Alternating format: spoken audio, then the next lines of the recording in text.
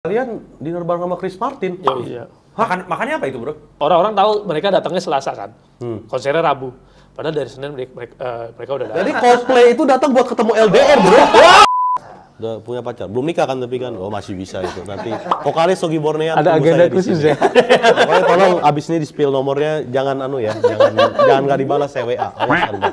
Saya cari kamu sampai ke manapun ke ujung bumi. Pertama kayak ya udah gitu aja, udah kasih duit tapi gak ada proses, pernah dulu jadi mager lah hilang ya udah. Ya biasa lah apa. Ya sudah. Oke.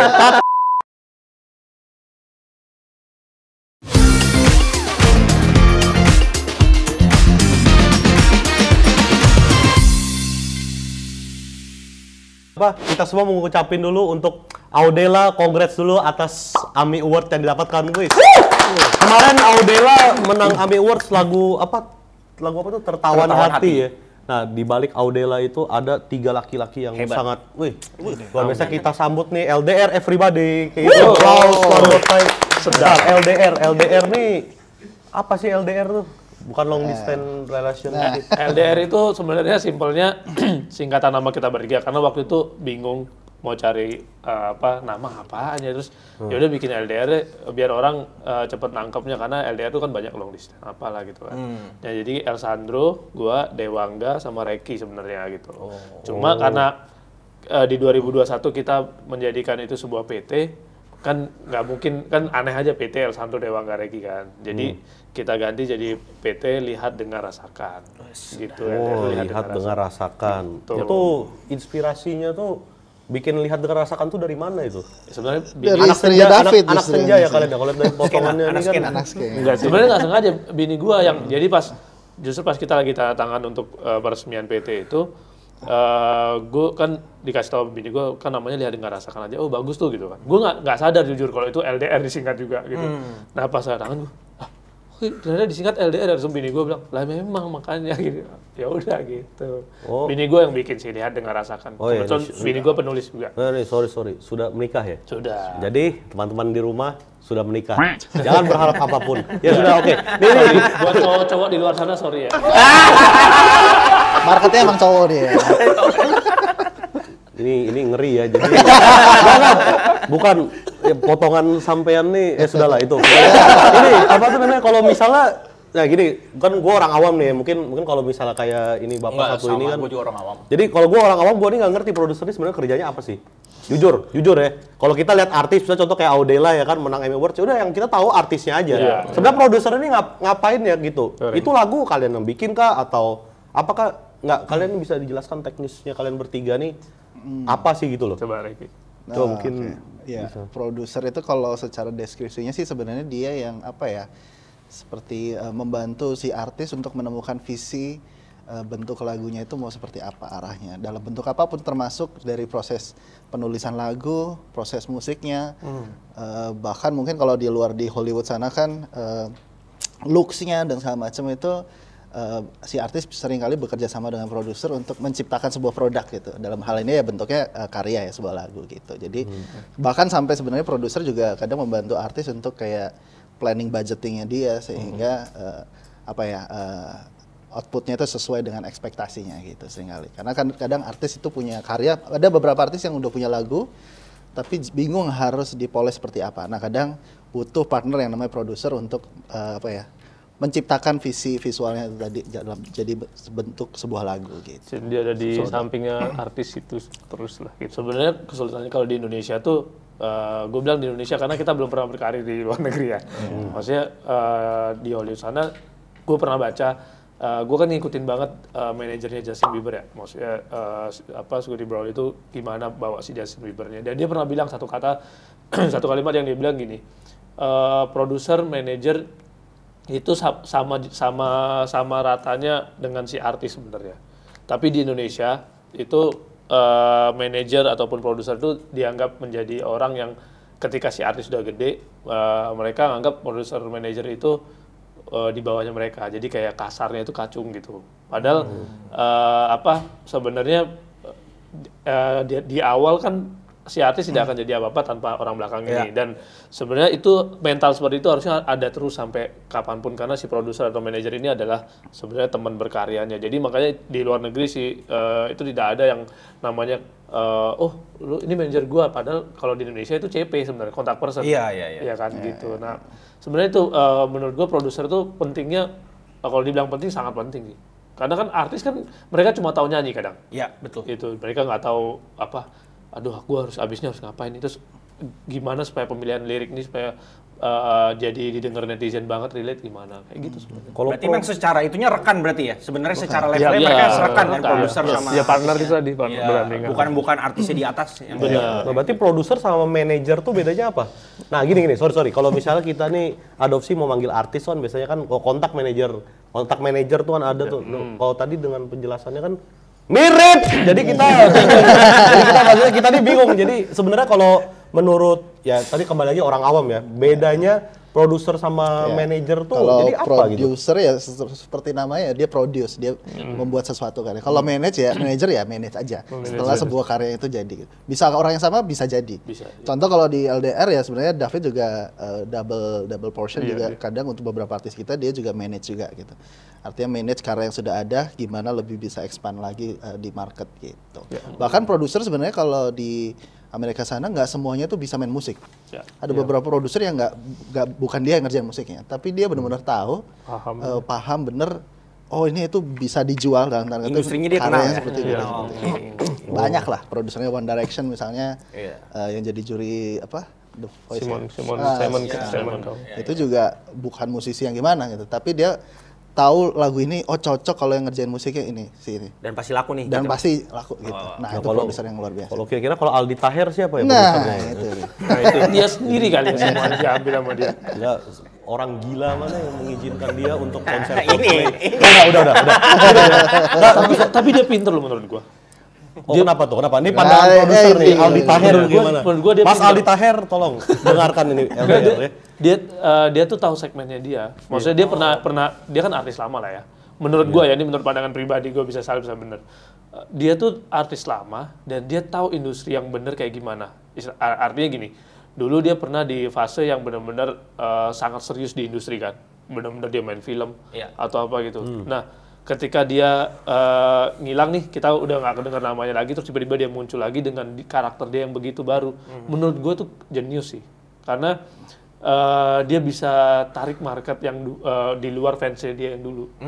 Dia dapet tuh yang sekarang. Makanya kalau lu lihat ya, banyak orang kesel kenapa? Karena kayak kelihatannya kok lu jadi aneh banget gini sih. Sebenarnya nggak aneh. Tapi jadi daya tarik gitu ya. Iya, dia pakai itu untuk memang ya itu jadi jalur dia untuk bisa cari duit sekarang gitu. Iya, betul. Gitu sekarang kalau nggak aneh nggak cepet naik ya.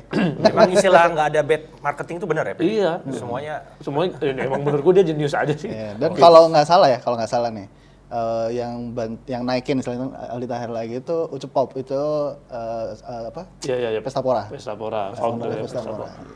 Terus Bang Tampan juga dia Andika Kangen Band juga dia. Naikin itu juga barengan kurang lebih dia. Jadi sebenarnya itu di belakang layarnya begitu banget bro. Oh begitu ya. Berarti jadi kalau mau naik bisa.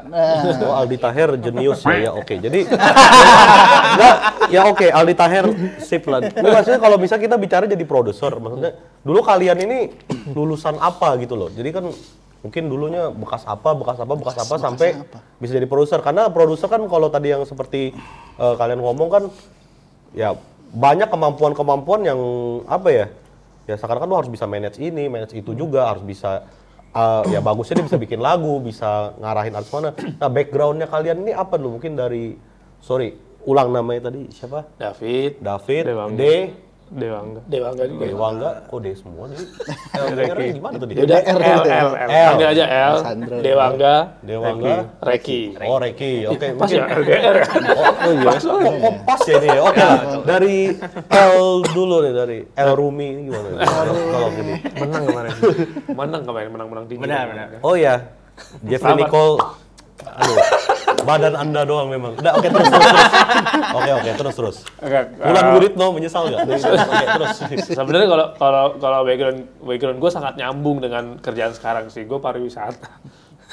Pariwisata. Nggak nyambung. Nggak nyambung justru. Gue Apa SMK. kuliahnya pariwisata atau Enggak, apa? gue enggak. Jadi gue nggak kuliah. Kita sebenarnya bertiga nggak kuliah. Terus karena gue besar di Bali, jadi SMK ngambilnya dan pasti pariwisata. Karena nggak kepikiran waktu itu untuk keluar dari Bali kan. Karena pengennya waktu itu, tau nggak mimpi gue dulu pengen kerja di kapal pesiar. Waduh. Iya, kelihatannya waktu itu kan karena banyak teman-teman tuh yang punya keluarga dia kerja kapal pesiar terus balik ke Bali tuh banyak duit gitu pikir gua. Padahal kan nggak ada yang tahu kalau kerja di sana ngangkatin piring tuh sampai tumpuk semua gitu doang, cuci piring gitu kan. Nah itu jadi itu sebenarnya yang pariwisata. Cuma perjalanannya panjang lah, bisa sampai kayak sekarang aja tuh sebenarnya nggak ada di mimpi gua sebenarnya. Cuma kayak diarahin kayak, seru juga sih gitu. Basically Angga juga sama, dia kan kita kembar ya. Jadi kita... Yang kakaknya siapa sih? Yang kakaknya kalian, siapa? sebentar dulu, ini kembar ini kalian ini. Yoi. Kembar, sama-sama suka laki-laki gitu. Bedanya di situ mungkin. Oh bedanya di situ, oke, enggak sorry. Oh ini bisa kalian ini beda. kembar. Iya. Yang tua yang mana nih? Gua apa sih? Ya, dia Beda berapa menit?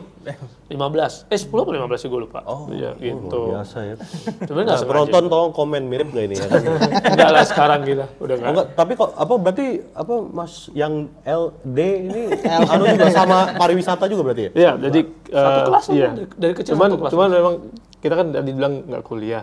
Cuman mungkin ada basicnya. Tapi sebenarnya di orang tua juga nggak ada, di keluarga pun nggak ada yang musik ya. Kita juga nggak ada musik. Kalau dari aku sama David nggak ada sama sekali basic musik. Jadi bisa dibilang dari kita ya.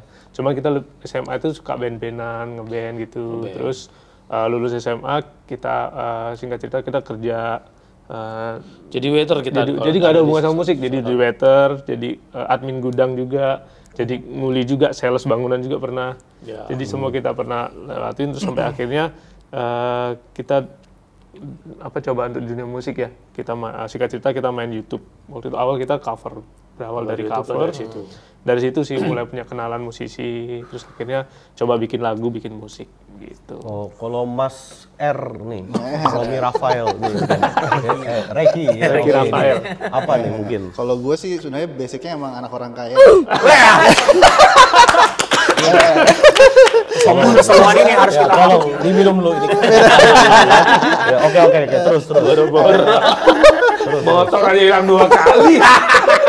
Apa motor hilang 2 kali? Di studio lagi. Di studio sendiri. di Surabaya. motor hobi. Terus nggak lapor lah gitu ya? Orang Oh, kaya. yang kedua udah nggak lapor, kayak laporan pertama kayak ya udah gitu aja, udah kasih duit tapi nggak ada proses. Laporan kedua jadi mager lah, hilang ya udah. Ya biasa lah apa. Ya sudah. Oke. Cut nanti. Coba Bapak siapa ngomong sama Bapak siapa? Ya oke. Ya, gue kalau Background. gue backgroundnya sekolahnya sama nggak nyambung juga. Gue sekolahnya tuh otomotif dan sama nggak kuliah juga SMK juga itu di Surabaya. Dari kecil sampai gede juga di Surabaya. Terus nggak lama setelah lulus sekolah nggak lama aku ya dari SMP tuh, dari zaman SMP sama suka ngeband dan segala macem. That's why mungkin setelah lulus SMK itu pas karena kenapa SMK salah satunya juga karena background keluarga yang pada era itu juga secara ekonomi lagi kurang stabil lah. Gitu, jadi harapannya masuk SMK otomotif lulus bisa langsung kerja gitu sebenarnya. Gitulah, karena ada saudara juga di salah satu perusahaan otomotif gitulah, jadi bisa masuk lah jalur orang dalam. Nah, cuman pas selama proses sekolah menemukan bahwa ternyata nggak begitu passion gitu di dunia itu. Nggak tahu lah kenapa dulu milih otomotif gitu. Terus end up-nya juga tetap ngeband lah, main musik dan lain-lain. Nggak sengaja ketemu mereka lah, intinya kita sempat berkarya bareng dari zaman Surabaya dulu ngeband bareng. 2011 ya. 2010 2011 gitu. Kita ngeband bareng ya, cuman ngeband aja. Cuman sejak saat itu saya memutuskan untuk kayaknya emang musik passionku lah gitu. At least aku udah menunaikan tugas orang tua ya, aku selesain sekolahnya, orang tua bikin aku kalau otomotif ya udah aku selesain. Ya aku ngomong sama nyokap untuk boleh nggak setelah ini aku mau coba Banting setir. Iya, banting setir nih aku coba di musik gitu. Meskipun ya nggak langsung kerja musik, main musik ya. Awalnya jaga toko musik gitu. Cuman menurut aku tuh step awalnya lah. Itu orang tua nggak apa-apa tuh? Nggak apa-apa. Ya, papa sih nggak apa-apa, tapi mamamu lihat masuk rumah sakit. Gitu enggak ya? Nggak bisa tidur. Gitu sih. Ya kurang lebih gitu lah. Ya singkat ceritanya ya. Tapi perjalanan benar-benar panjang fight lah bro, semua. benar-benar fight banget lah. Benar-benar nggak gampang karena saingannya kan banyak. Kita harus mau jadi kacung dulu. Basically Angga pernah jadi kuli bahan bangunan, dia pernah juga kayak alat-alat yang lalu lintas biasanya tuh dia jualan. Jadi ngangkatin dari lantai atas ke bawah. Pokoknya random banget lah. Terus gue jadi tukang bersih-bersih studio, itu yang bikin gue juga akhirnya bisa dapat sesuatu di musik kan. Reiki sendiri juga pernah jadi jaga toko musik kan juga. Jadi emang gila, dan bayangin di saat itu ya pasti nggak kebayang bro untuk bakal bisa jadi produser. Iya bisa jadi produser, nggak kebayang karena waktu itu cuma pilihannya ya udah jalanin aja. Tapi itu akhirnya gue belajar, makanya konsisten itu yang bikin kita jadi nemuin identitas kan. Nah sekarang siapa aja nih? Siapa aja sebelum kita masuk ke ceritanya kalian gimana? Siapa aja diproduserin sama LDR ini siapa nih? Lihat, dengarkan, rasakan. Nggak pakai kan dong. Lihat, dengar, rasakan terakhir. Lihat, dengar, rasakan. Ya maaf. Kalau sekarang excited. I'm sorry, I'm lulusan dari. Fine. Oke. Itu siapa aja artis-artis yang diproduseri oleh Anda bertiga ini? Siapa aja nih? Kalau yang di under kita langsung itu dari awal itu adalah Suara Kayu, Audela untuk yang sekarang kan. Audela, Three Out itu dia gabungan dari 3 tiktokers, Bondol, Ganta sama Modi. Kita iseng waktu itu bentuk seru-seruan. Terus ada Dinda Kirana juga, ada Jojo, ada Fredo. Itu under kita, tapi di luar itu kan kita juga ngerjain biasanya orderan dari label kan ya. Ada beberapa penyanyi, kebanyakan juga dari ajang-ajang pencarian bakat sih. Itu banyak. Ini kalian produksi lagu juga tuh? Ya nulis juga. Nulis sama bikin musik juga. Nulis juga sebenarnya, ini jujur ya, sampai detik ini kita tuh sebenarnya kalau dibilang produser sama penulis lagu tuh kita masih belum pede, jujur ya. Kenapa? Karena masih banyak yang jago banget bro. Cuma nih beberapa puji Tuhannya beberapa achievement yang ada, apresiasi yang ada itu yang bikin kita kayak bener deh, kayak kita memang jalannya lagi nulis lagu gitu. Jadi ya udah dinikmatin aja deh gitu. Oh begitu. Sebenarnya gitu bro. Iya tadi kalau kita dibilang di awal Audela sampai menang tadi AMI Award, terus Suara Kayu yang masuk nominasi. Woi, film apa Jim? Atau Suara Kayu tuh Jim? Jalan yang jauh jangan lupa pulang. Jalan yang jauh jangan lupa pulang. Kenapa film nggak keren Yura banget. Yunita juga kalian? Iya. Itu lagu Yura Yunita, kenapa tidak produserin itu juga? Beda produser. Kalau Yura udah jadi produser sendiri. Ada jadi produser sendiri. Harusnya kalian kan rebut dia sudah. Nah, maksudnya kalau misalnya sekarang kalian jadi sebagai produser nih, kalian bertiga nih tugasnya masing-masing apa sih? Contoh kalau dari Anda ini Iya emang nggak bentrok ya bikin bertiga gitu, musik yang dilempar set dari mentah terus bertiga tuh gimana malah? Sebenarnya ini nggak sengaja ya, makanya gue bilang kebentuknya si LDR ini sebenarnya perjalanan kan. Itu yang bikin, dan nggak sengaja menurut gue. Gue agak mundur dikit ya. Jadi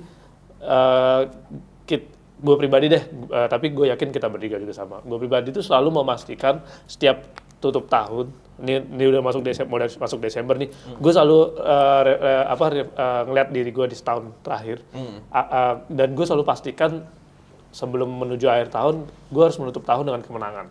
Pokoknya, gue selalu begitu. Kenapa? Supaya gue berusaha terus nih bro. Makanya salah satu terbentuknya LDR ini salah satu kemenangan menurut gue. Karena ini kalau perjalanan hidup gue ya singkat ceritanya, pokoknya 2019 tuh gue mulai YouTube, main YouTube sama Angga. Itu tahun itu kita tutup dengan kita berhasil jadi YouTuber. Karena kita waktu itu menyentuh 100.000 subscriber itu cuma 2,5 bulan. Itu waktu itu, dan itu menurut gue favor banget. Setelah sekian banyak drama ya bro. Organik itu bro? Organik. Wih. Karena kan kita nggak ngerti apa-apa. Pokoknya 2018 tuh ada satu kejadian yang bikin gue itu dapat visi pribadi sama Dewangga juga. Jadi itu yang bikin gue ya spiritual journey lah. Terus itu yang bikin gue kayak gue harus punya sesuatu ini, harus punya kapal yang besar supaya orang bisa percaya apa yang kita omongin, gitu loh. Nah makanya akhirnya kita bikin YouTube lah waktu itu, apa yang kita bisa kan. Bikin YouTube tuh 2019 naik, mulai banyak teman. 2020 itu kita bikin Suara Kayu, dan Suara Kayu puji Tuhannya naik kan. Bisa terima. Bisa terima. Saksofon ya salah satunya. Ya itu waktu itu audisi sih kita. Enggak. Kita nanti agak kasihan. Terus 2021 itu resmi jadi PT, kita punya PT LDR itu tanpa sengaja sebenarnya. Nah 2022 2 lagu yang kita tulis tuh naik. Apa tuh? Itu waktu itu Tertawan Hati sama Langit Favorit waktu itu. Itu mulai naik tuh. Pura-pura lupa enggak ya? Pura-pura apa? Itu bukan gue yang tulis. Oh begitu, oke. Kakak tadi terus. Nah, terus 2023 tadinya kan gue di awal kan gara-gara setiap tahun mau kemenangan kita planning oke kayaknya nulis lagu deh. Ya udah 2023 kita memutuskan untuk tahun ini kita nulis 100 lagu seru kali ya gitu. Karena belum ada yang lakuin kali ya, gue nggak tahu ya. Cuma waktu itu gitu. Perjalanannya ternyata ketika kita berpikir sesuatu yang lebih, dikasih bonus banyak loh. Makanya gue ini akhir tahun ini gue jadi bisa menutup tahun dengan kemenangan, puji Tuhannya ya, kayak pertama AMI. AMI pun itu penghargaan khusus ya sama Odela kan. Jadi bukan karena masuk nominasi, tapi benar-benar penghargaan khusus langsung dapat gitu. Jadi di AMI itu ada kemarin tuh ada 9 atau 12 penghargaan khusus gitu. Nah, awalnya dapat tuh Tertawan Hati, terus soundtrack film dapat Kembali Pulang kan dan itu film yang menurut gua yang memang kita idolakan. Dulu kan NKCTHI. Terus ini yang keduanya Jalan yang Jauh Jangan Lupa Pulang. Nah, terus ketiga kemarin ini yang benar-benar di luar ekspektasi kita sih. Kita semua ini mengidolakan Coldplay, bro. Terus kita bisa dinner bareng sama Chris Martin itu gila sih. Kalian dinner bareng sama Chris Martin? Iya. Makannya apa itu, bro? Dia healthy food sih. Healthy food. Oh, itu benar-benar di luar pikiran kita. Orang-orang tahu mereka datangnya Selasa kan. Konsernya Rabu.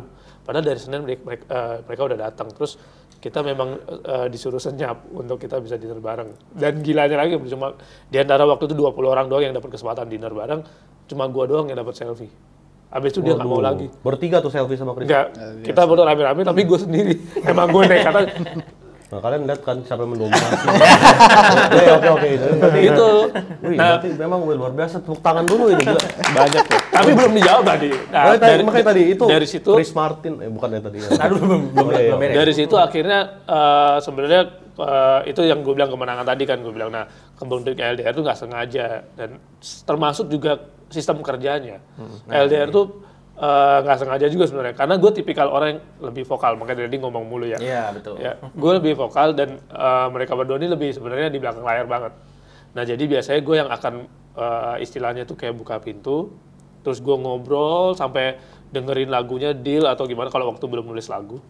Terus abis itu Dewa Angga akan bikin musik aransemennya, Reki yang akan finishing, yang editing, music mastering tuh Reki. Udah abis itu akan balik ke gua lagi yang sebagai telinganya yang paling netral, karena selama proses produksi gua kan nggak ikutan. Nah terakhir biasanya gua dengerin juga tuh bareng-bareng abis itu.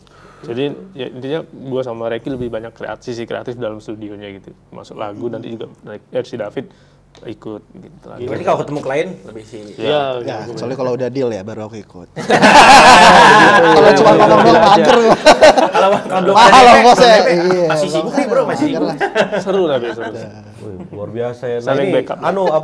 sedikit bahas Coldplay nih tadi. Ini gara-gara Coldplay nih kan, mumpung vibe-nya masih ada, semoga naik ini viewers kan. Nah itu kok bisa itu makan sama Coldplay itu gimana itu? Gua kasih bukti, bro. Ada Enggak. Boleh. Woi, tolong kamera kasih ditampilkan. Iya, nanti gue kirim. Nggak, begini, coba. Sorry. Kita minta klarifikasi dan penjelasannya. Ini kan Coldplay itu datang hari apa sih? Senin. Hari Senin dia. Nggak, sebenarnya kalau orang taunya dia datang hari apa? Selasa. Oh, Selasa. Tapi sebenarnya dia datang dari Senin. Hari Senin dia sudah datang. Ya. Yang dia lari itu hari apa? Itu Selasanya. Jadi Coldplay itu datang buat ketemu LDR, bro. Wow, nggak buat ketemu kalian, udah beli tiket puluhan juta dan tertipu. Jadi Coldplay datang untuk LDR ini. Itu kenapa bisa sampai ketemu sama Coldplay, sama Chris Martin sampai selfie itu? Kenapa itu? Kok bisa gitu tuh? Bukan ketemu LDR doang sih, jadi kayak nggak ketemu. Oh ya nggak apa-apa. Tapi pokoknya waktu itu 2020 waktu Suara Kayu naik bro, itu kan ada 5 label yang nawarin untuk masuk label. Nah waktu itu kita nggak mau masuk label, dari 5 label kita tolak lah. Tapi cara kita nolaknya itu adalah waktu itu ada cara khusus lah pokoknya intinya. Terus waktu itu ada salah satunya label Warner Music yang maju. Nah Warner Music itu gue open discussion sama mereka, kenapa? Karena kita kan mengidolakan Coldplay. Nah, Coldplay itu adalah artisnya Warner Music. Tapi waktu itu nggak kepikiran kalau bakal bisa ketemu, karena waktu itu cuma, idola gue nih, yaudah gue diskusi sama ini deh gitu. Singkat cerita kita masuk Warner, Suara Kayu. 2017 waktu itu, sebelum itu 2019 kan kita, 2020 kita sign sama Warner. 2017 gue sempat nonton Coldplay di Bangkok. Waktu itu masih nggak ada duit bro, pengen utang-utang waktu itu. Karena dia waktu itu nggak masuk Indonesia. Waktu itu jadi, dan katanya itu waktu itu konser terakhirnya mereka, A Head Full of Dreams itu. Nah terus singkat cerita 2020 kita diskusi sama label, jalan 3 tahun Suara Kayu sama Warner terus diperpanjang. Nah dapatlah kabar itu kan Coldplay akan ke Indonesia. Nah ekspektasi gue waktu itu adalah wah dapat tiket gratis nih, gitu kan. Nah, itu doang nih, udah beres, udah sambil jalan. Pokoknya seminggu sebelumnya belum ada kabar tuh kalau dapat tiket gratis bahkan. Jadi gue ikut war tiket pun nggak menang gitu. Tapi karena gue udah pernah nonton 2017, gue santai. Oh kayak, iya. Ya udahlah gitu. Nggak FOMO kayak mereka itu.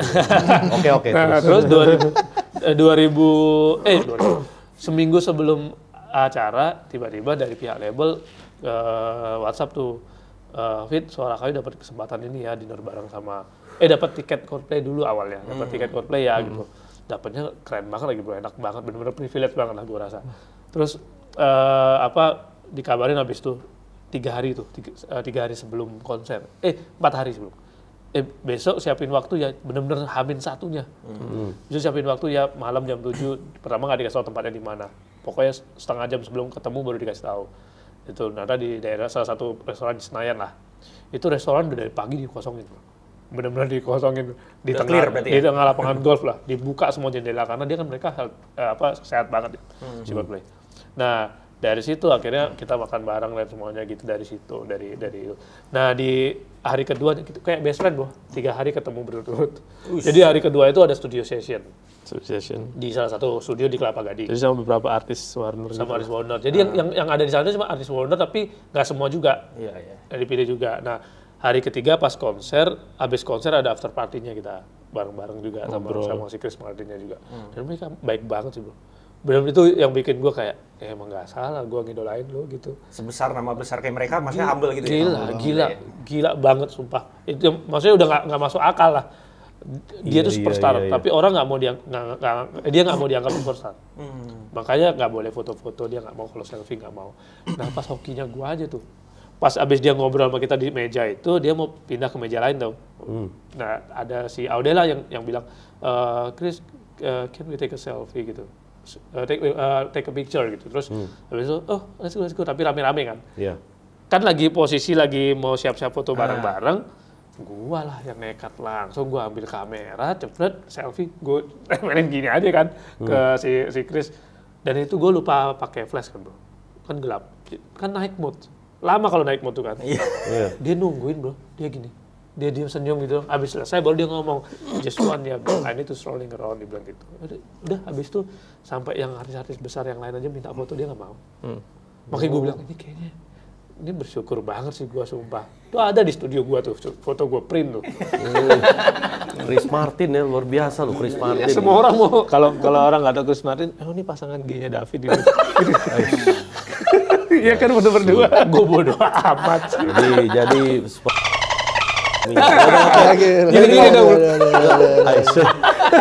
sudah lah itu.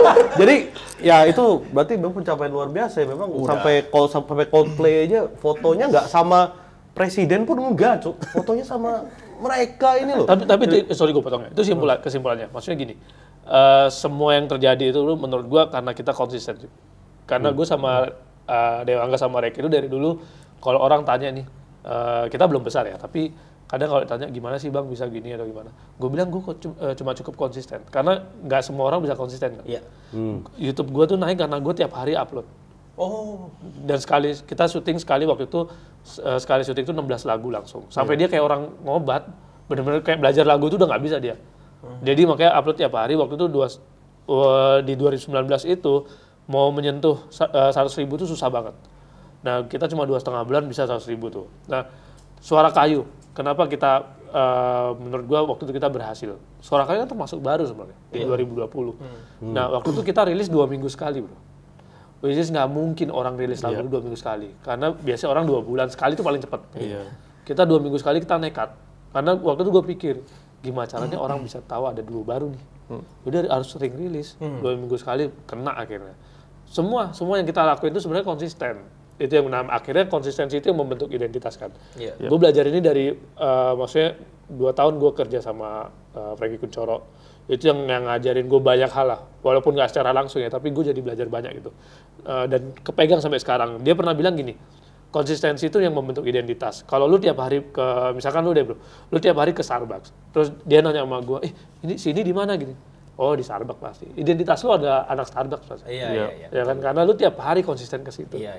Sama, kenapa kita bisa menamakan diri kita produser atau songwriter sekarang? Iya.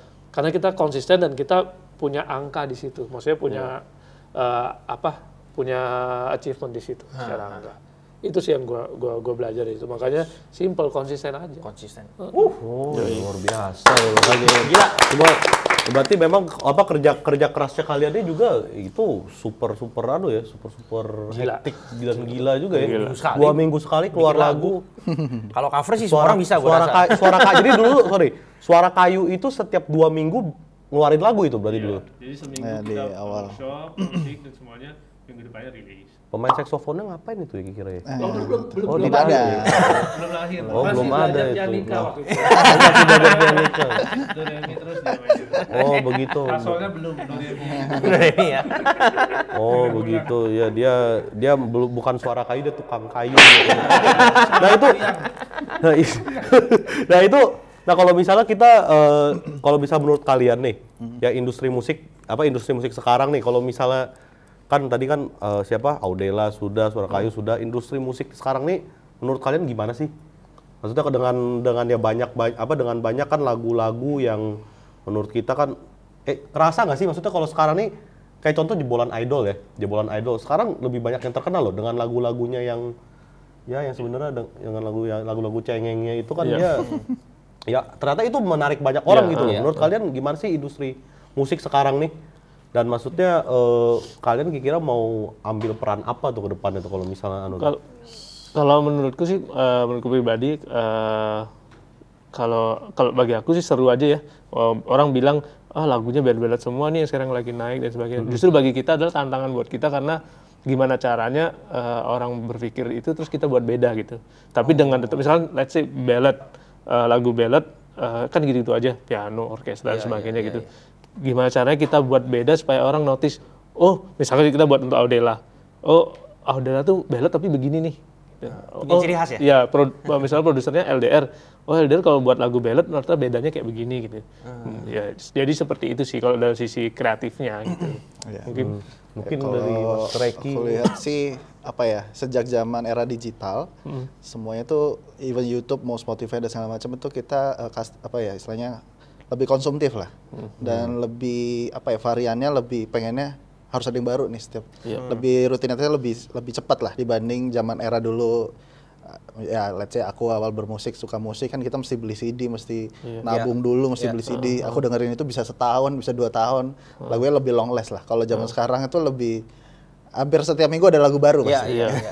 Dan satu artis terkenal pasti dalam setahun bisa ngerilis beberapa karya gitu. Justru itu jadi di sisi yang negatif sih kayak sebagai seniman tuh kita kayak jadi bikin karya jadi enggak lebih ke kuantitif daripada quality gitu.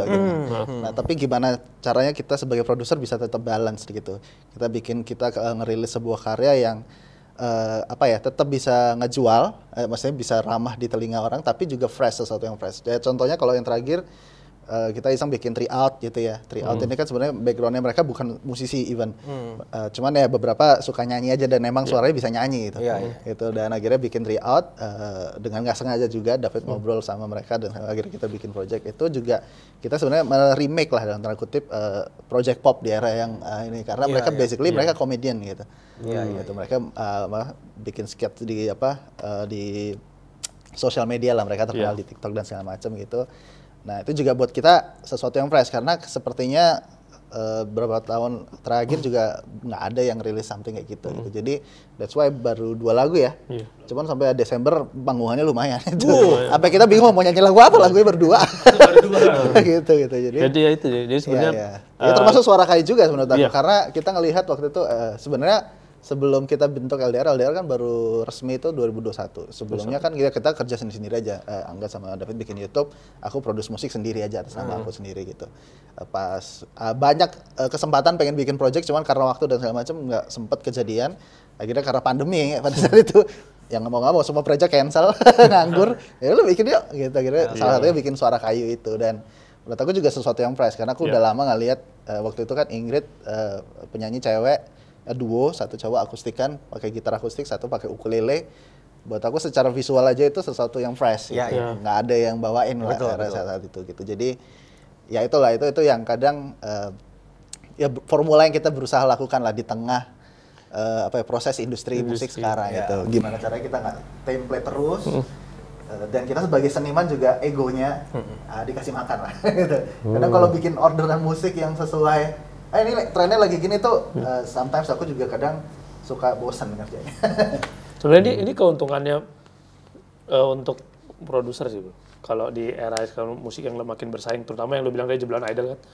Karena idol itu punya fanbase itu gila. Mereka tuh pinter banget manage fanbase-nya. Jadi kalau lo perhatiin mereka tuh bisa ada di mana-mana lo. Kalau misalkan artisnya lagi mau rilis tuh datang semua. Gila gitu. Nah, tapi kan tantangannya adalah membuat mereka tetap bisa stabil kan. Karena hampir setiap tahun sekarang ada idol terus kan. Ada baru ajang pencarian bakat, bukan cuma idol bahkan. Itu baru. Jadi gimana bisa tetap stabil gitu. Makanya kalau dibilang ditanya musik sekarang gimana, sebenarnya buat para produser sebenarnya keuntungan karena tidak ada persaingan jadinya. Karena semua bisa dapat kesempatan. Ketika yang ini dapat yang ini artis A, kita bisa dapat artis B gitu. Nah, tapi kan tantangannya untuk si musisi, si penyanyi semua ini kan. Makanya gue bilang tadi itu pun kita berlakukan ke artis kita. Salah satunya namanya Fredo. Fredo pun kita kasih tahu kayak sekarang TikTok deh. TikTok yang paling gila banget sekarang, semua lagu gara-gara TikTok. Nah, Tertawan Hati juga begitu. Kita susah-susah bikin marketing plan. Di TikTok cuma gara-gara satu video pohon miring kena angin, pohon pisang, naik lagu. Jadi makanya gue bilang Fredo, kuncinya cuma satu, konsisten deh. Makanya akhirnya Fredo itu dia bikin konten baru di TikTok. Gue tugasin dalam sebulan tuh 48 video upload. Terserah lu ngaturnya gimana deh. Berarti kalau logikanya adalah kalau seminggu kita 1 hari libur, berarti 6 hari ini harus upload dong. 1 hari 2 lagu berarti. 2 video di TikTok. Gue bilang lu konsistenin deh. Bener-bener itu caranya, karena persaingannya banyak bro. Sama kayak podcast kan, berapa banyak podcast. Betul. Gimana caranya kita bisa, orang bisa notice nih, siapa nih? Ya kita harus sering muncul. Iya, betul. Itu, dan TikTok sama Instagram tuh beda loh. Kalau Instagram itu dari followers, siapa yang follow kita. Tapi kalau TikTok siapa aja bisa. Muncul di situ. Betul. Makanya jadi lebih ke ini sih intinya kita kalau untuk musik sekarang sih kalau kita menurut LDR ya, menurut kita menyenangkan karena kita bisa kerjaan kita. Kita tantangannya kita lebih belajar kreatif aja sih. Baca momen gitu. Ke internal lah, maksudnya lebih balance. Maksudnya kan kita juga seniman, jangan sampai kegulung kayak misalnya quantity secara income doang. Meskipun secara income seru ya. Ya mau nggak mau ya karena cicilan pasti. Jalan terus ya pengeluaran. Walaupun KTP sekarang udah bisa seniman ya pekerjaannya, tapi nggak ngaruh juga. Tapi ya itu memang sih pengaruhnya TikTok tuh emang ya. Justru saya ini tahu Tertawan Hati juga dari TikTok juga kan? Itu. Muncul kan video-video anak-anak alay yang penuh pakai soundtracknya itu ya kan, padahal hidupnya nggak sedih-sedih banget. Tapi kalau misalnya kita bicara kalau kita bicara produser nih, kan kalau produser berarti kalian ya mungkin kalian nyiptain lagu, tapi kan kalau nggak salah katanya orang kalau nyiptain lagu bisa setor ke kalian juga nggak sih? Jadi misalnya contoh, nah begini, kan mungkin teman-teman di rumah nih ada juga nih anak-anak senja penulis lagu semua yang tapi kalian nulis lagu tapi nggak tahu nih pengen pengen ngasihnya distribusinya supaya orang tuh bisa tahu lagu kalian gimana, itu gitu gimana tuh, bisa nggak dijelasin tuh mungkin bisa. Buat teman-teman itu di rumah tuh gimana tuh yang mungkin penulis lagu atau apa? Kebanyakan gini sih sebenarnya kita tuh open untuk semuanya kan sebenarnya. Kebiasaan LDR adalah memang dari awal tujuan awal kita tuh sebenarnya bantuin orang bro, benar-benar mau bantuin orang mencapai mimpi mereka. Sebenarnya kan tujuan yang paling maksimal dalam hidup tuh menurut gue ya, kalau gue pribadi, gue tuh pengen nanti mati nih ya, orang yang datang ke rumah duka gue tuh ngomong apa ke gue tuh, dia ke keluarga gue tuh ngomong apa gitu. Nah sebenarnya kan yang ditinggal itu impact-nya kan, kalau duit ya cari duit gampang lah istilahnya sekarang gitu. Nah cuma kita dari dulu yang kita kunci adalah selalu kita mental kita harus bantuin orang terus gitu. Jadi makanya nyambung ke pencipta lagu, kita tuh selalu kayak menemuin banyak pencipta lagu yang jago-jago banget, bagus-bagus banget lagunya. Terutama dari teman-teman kita sendiri ya, dari Surabaya, dari Semarang ada yang gue tahu dia lagunya enak.